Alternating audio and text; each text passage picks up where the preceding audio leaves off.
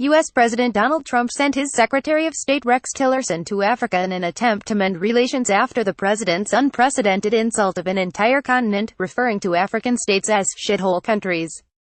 The trip took place after more than a year of neglect from the White House and State Department. The 5 countries chosen for Tillerson's visit confirms the perception that Washington's first and foremost interest in Africa is security.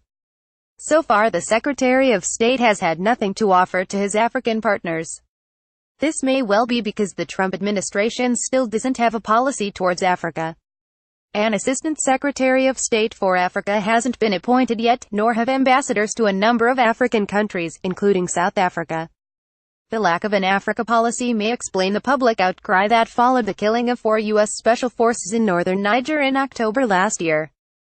The biggest problem for the public and for the politicians on Capitol Hill was quite simple. What were U.S. soldiers doing in Niger?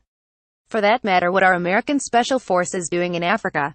How is it at all possible that the U.S. has deployed more than 6,000 troops on the continent when the official policy still is no boots on the ground? The White House never delivered an official answer to these obvious questions. But Tillerson's itinerary in East and West Africa provides some clues. The trip had everything to do with security, and little else.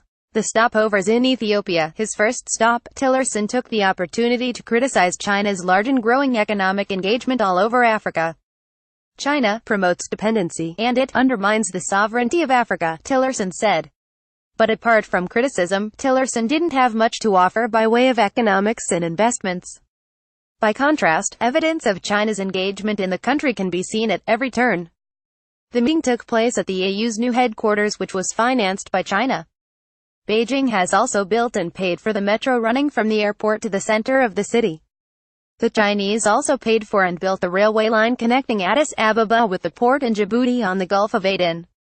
While in Addis Ababa, the U.S. Secretary of State also met with representatives of the African Union. The meeting was important because African soldiers conduct peacekeeping missions in a large number of countries on the continent. Before he left Washington, Tillerson stated that last year, the U.S. supported more than 27,000 African peacekeeping troops deployed in more than 20 countries. The second stop on Tillerson's African round trip was the small Horn of Africa state of Djibouti, where the Americans have had a permanent base, Camp Lamanier, since 2001. Situated close to Somalia, Yemen and the Indian Ocean, the base has been a crucial fulcrum for the U.S. global war on terror. The camp has been the home base for some 2,000 servicemen, and Washington has just signed a new lease agreement for another 30 years. Last year, China opened its own naval base only a few miles from Camp Lamanier. It was no coincidence that the third stop was Kenya. Even though the U.S. did not back Kenya's invasion of Somalia in 2011, the Pentagon has supplied the Kenyan Defense Forces with advanced weapons and trained Kenyan soldiers who crossed into Somalia in their hunt for al-Shabaab fighters and supporters.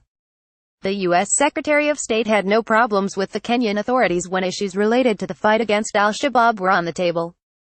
But Tillerson couldn't avoid commenting on the big challenges facing Kenya's democracy in the wake of last year's election. Nevertheless, the U.S. also knows that it can't apply too much pressure on the Kenyan government. Doing so would risk Kenya threatening to pull its troops from the peacekeeping mission in Somalia. Tillerson's fourth stop was Chad, emphasizing that his round trip was most of all about strengthening military friendships and security alliances. Chad is a key state for the American anti-terror struggle in West Africa. Tillerson's biggest challenge during his visit in N'Djamena was explaining why a close U.S. ally was on Trump's travel ban list. Nigeria was the last stop. Once again, the close cooperation on security explains the visit. During several years, Washington has supported the Nigerian army in its attempt to defeat Boko Haram. Only one conclusion: the lesson to be learned from Tillerson's first trip to Africa as Secretary of State is simple. Africa is important to U.S. security because it is a crucial component in the global war on terror and Islamist radicalization. The continent is also perceived as a battleground in the global competition between Beijing and Washington. While China is ready to invest huge sums of money in Africa, the U.S. is not up to doing the same.